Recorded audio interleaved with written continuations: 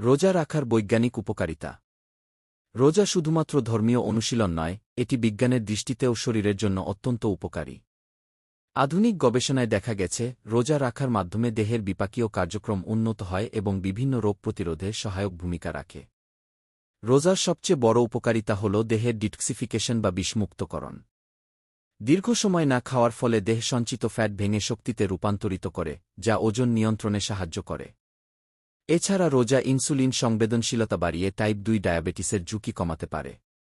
রোজার আরেকটি বৈজ্ঞানিক উপকারিতা হল কোষ পুনর্গঠন বা অটোফেজি প্রক্রিয়া, যেখানে দেহ পুরনো ও ক্ষতিগ্রস্ত কোষ ধ্বংস করে নতুন কোষ উৎপাদন করে। এটি ক্যান্সারের মতো কঠিন রোগ প্রতিরোধেও সহায়ক। রোজা মানসিক স্বাস্থ্যের জন্য উপকারী।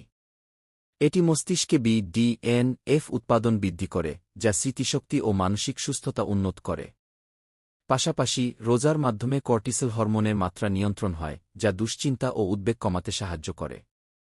সুতরাং রোজা শুধু আত্মশুদ্ধির মাধ্যম নয়, এটি দেহ ও মনের সুস্থতার জন্যও বৈজ্ঞানিকভাবে উপকারী।